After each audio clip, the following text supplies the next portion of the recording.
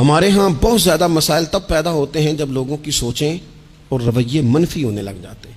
میرے ایک عزیز ہیں، اس دوست کے ساتھ میرا تعلق کچھ زیادہ ہی گہرا ہے۔ میں نے یہ کہا ان کے والد صاحب سے کہ ہم اس کا رشتہ، اللہ تعالیٰ نے اسے گنجائش دی ہے، وسعت دی ہے، تو کسی غریب گھر میں کریں گے۔ ایک غریب گھر میں اس کا رشتہ دیکھ لیا گیا، اور جہاں وہاں بات ہم مکمل کرنے لگے تو اب ظاہر ہے خاندان میں بھی بہت ساری بیٹیاں تھیں۔ جب بات تکمیل پہ ہونے لگی تو وہ غریب باپ ہے، خواہش یہ تھی کہ غریب کسی کو سہارا مل جائے، تو اس کے والد نے، بیٹی کے والد نے یہ سوال اٹھایا کہ اتنے سارے رشتے گھر میں موجود ہیں اور بچہ بھی بڑا آپ کے بقول کہ بڑا نیک ہے اور بڑا مالدار ہے، تو پھر کیا وجہ ہے ہمارے گھر رشتہ کیوں کر رہے ہیں؟ آپ کا اتنا خیر کا جذبہ، اتنا خیر کا، لیکن سامنے والا کہتا ہے یار اس پھل کا تو موسم ہی نہیں، تو کیوں بیچ رہا ہے اسے؟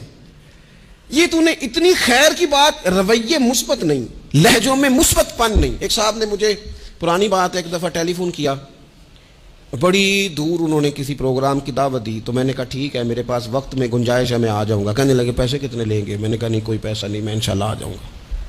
کہنے لگے چلیں ٹھیک ہے، مروت کافی ہوگی، اب بتا دیں کیا لیں گے۔ میں نے انہیں کہا یار آپ شرمندہ کرنے لگ گئے ہیں، میں وعدہ کر لیا انشاءاللہ آ جاؤں گا۔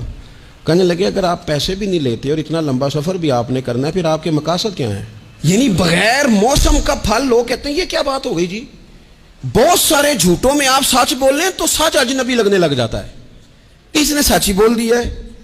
اتنی ساری منفی باتوں میں ایک مثبت بات کریں تو وہ مثبت بات تھوڑی انوکھی انوکھی سی لگنے لگ جاتی۔ رسول کریم نے جب مثبت رویے دیے نا، مثبت، تو جو سوچیں صدیوں سے منفی ہو گئی تھیں وہ یہ خالص گھی ہضم نہیں کر سکیں، انہوں نے تلواریں نکال لیں، انہوں نے روڑے اٹھا لیے، انہوں نے میرے نبی کو تکلیف دینی شروع کر دی۔ انہیں خالص گھی ہضم نہیں ہو رہا تھا، ان کی سمجھ میں نہیں آ رہا تھا کہ اس معاشرے میں یہ والا سودا کیسے بک سکتا ہے۔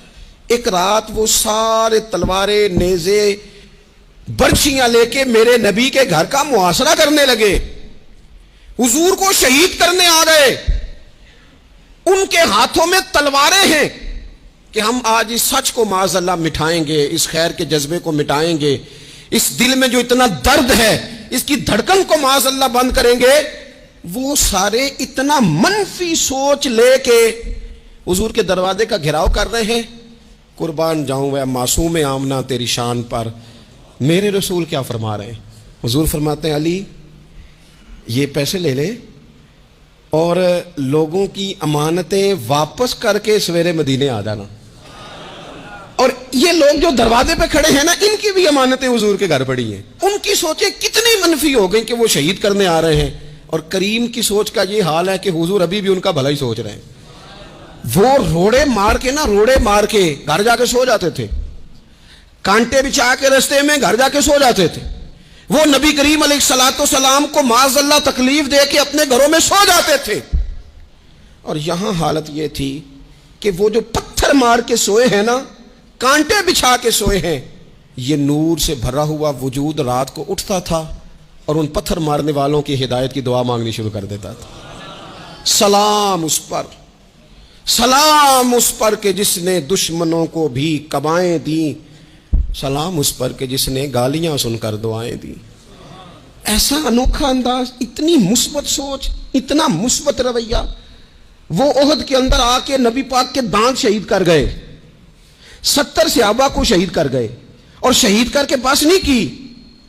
حضرت امیر حمزہ حضور کو پیارے تھے، چچا تھے، نبی کریم بڑا پیار کرتے تھے۔ حضرت امیر حمزہ کا ناک کاٹ دیا، آنکھیں نکال دی، وجود سارا کاٹ دیا، حضور کی ساری داڑیاں آنسوں سے بھر گئی۔